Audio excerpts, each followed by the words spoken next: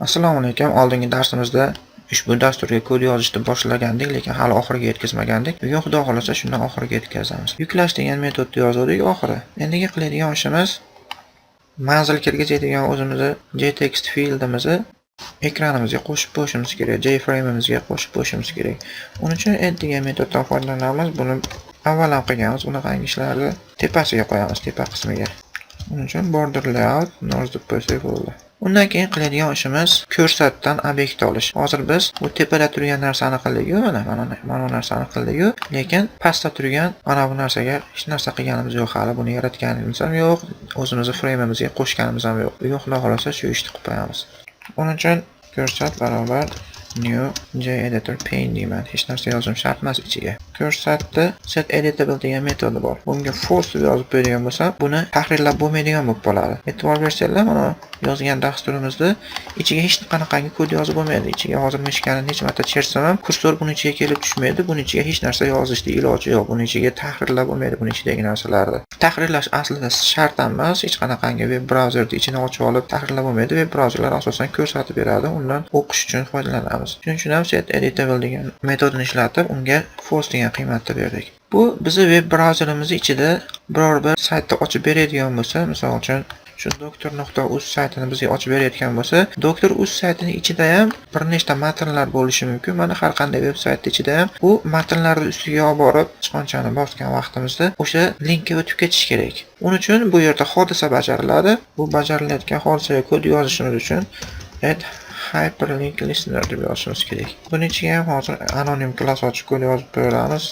Hyperlink listener deb yozamiz. Hozir enter deb bossam, hamma narsasini menga tashlab beradi. Vaqtdan o'tish uchun mayli shundan foydalanib qo'yaveraylik. Demak, buning ichida hyperlink update degan narsa bor ekan. Hyperlink update bo'lgan vaqtda bajarilishi kerak bo'lgan narsa bor ekan. Hyperlink update bo'lgan vaqtda yuklash deymizda web manzilda o'rniga mana hodisani o'zgartirib qo'ysam, tushunarliroq bo'ladi shunda hammaga. Hodisadan kelayotgan web manzilda olamiz. Get URL degan metod, URL degan metoddan foydalanish orqali. Undan keyin bu metod aslida bizga URL tipli ma'lumot beradi. Shuning uchun ham biz URL tipli qiymatni oddiy string tipli qiymatga o'zgartirib olishimiz kerak. Mana toString deb qo'yamiz.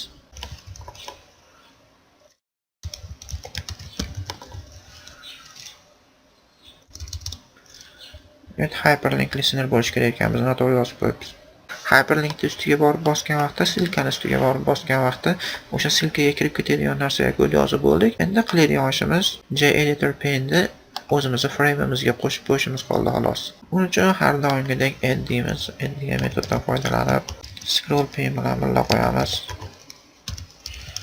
Chunki e'tibor qilsanglar, mana bu yerda atrofida scroll pane bor. Buni scroll pane'ga biriktirib qo'yamiz. Shuning uchun scroll pane deymizda uni ichiga ko'rsatib qo'yib qo'yamiz.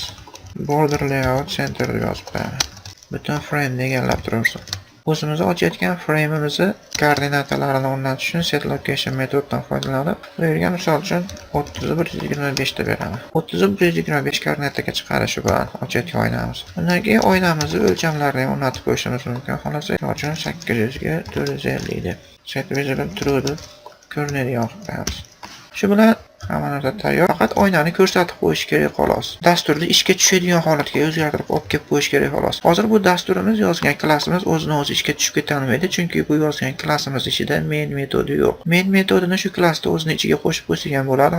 Xohlasak yangi klass ochib, o'sha klassni ichiga qilsak ham bo'ladi. Endi hozir men yangi klass ochib o'tirmoqchi emasman. Shuning ichiga main metod ochib, ishni bajarib qo'yaveramiz. Uning uchun bajartiradigan qilish uchun fayl o'qishdan bitta obyekt olamiz. Endi fayl o'qishda bekitganda bekitiligan qilib qo'ysak bo'ldi. Exit on close deb yozib qo'ysak. Endi mana kodimni ishga tushirsam, dastur ishladi mana. Agar men bu yerga manzil kiritsam, misol uchun doktor.uz desam, doktor.uz saytini ochib beryapti. Agar men bu yerga saytni noto'g'ri yozadigan bo'lsam, ekranga mana xatolik to'g'risidagi xabarni chiqarib berdi. Bunaqangi protokol yo'q deyapti. Boshdan boshlab yana bir qator tushuntirib chiqay. O'zimizga kerakli narsalarni import qildik. Bu yerda qiyin joyi yo'q. Ochayotgan narsamiz ramka bo'layotganligi uchun, oyna bo'layotganligi uchun extends JFrame dedik. Ikkita o'zgaruvchi ochdik klass uchun. Bittasi manzil JText field tipli, ikkinchisi ko'rsat. Manzilga biz manzilni yozamiz. Mana manzil degan komponentimiz bu narsa. Ko'rsatni ichida biz o'zimiz ko'rsatishimiz kerak bo'lgan narsalarni ko'rsatamiz. Undan keyin konstruktor yozishni boshladim. konstruktorimda eng birinchi qilgan ishim super deb turib bizning web brauzer deb yozdim. Bu bizning web brauzer deb yozgan narsamiz mana. Bizning web brauzer degan deb yozgan narsamiz mana bu narsa. Manzilimi JText field tipli o'zgaruvchi edi. Buni obyektga aylantirdim. Obyektga aylantirayotgan vaqtimda buni konstruktorga web manzilini kiriting deb yozganligim sababli dasturni ishga tushirgan vaqtimda ekranga web manzilini kiriting degan yozuv chiqyapti. JText field tiplik obyektimi ichiga birorta web manzilda yozib turib enterni bosgandan keyin ish bajarilishi kerak. Shuning uchun ham bunga kod yozish uchun add action listener dedim. Buni ichiga bitta anonim klass ochib turib kod yozdim. Ish bajarayotgan qatori o'zi mana shu 19-qatorda bajarilyapti. Bu yuklash degan metodni chaq parametriga hodisadan kelayotgan qiymatni beryapti. Hodisadan kelayotgan qiymat mana bu yerga yozgan web manzilini kiriting degan yozuvimiz keladi beklar. Yoki bo'lmasa mana shu yerga birorta web manzil yozsak, mana shu web manzil keladi. Xullas, mana shu komponentning ichidagi yozuv keladi. Hodisa.getAction command degan vaqtimizda. Demak, oddiy bitta string tipli qiymat kelar ekan. String tipli qiymatni yuklash degan metodni ichiga berib qo'ydik xolos. Yuklash degan metodni o'zini pastroqda yozganman.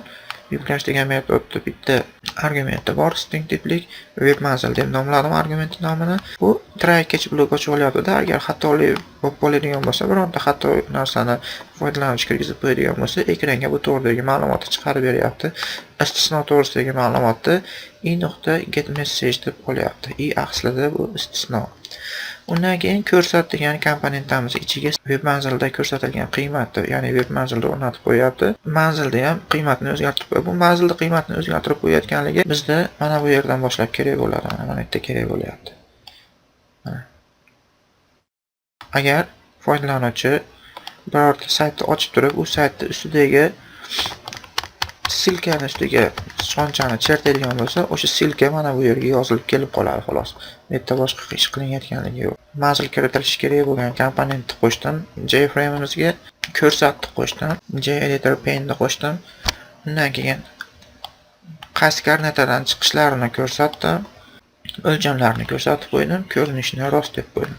Shu bilan dastur ishga tushgan vaqtda ko'rinadi frame'imiz. Endi main metodga kelganimizda bu o'zimiz ochgan klassdan obyekt oldikda beklarning holiga olib kelib qo'ydik. Set default close operation'ni true qilib qo'ydik. Shu bilan dasturimiz nihoyasiga yetdi. Keyingi darslarimizda ko'rishgunimizcha xayr, salomat bo'linglar.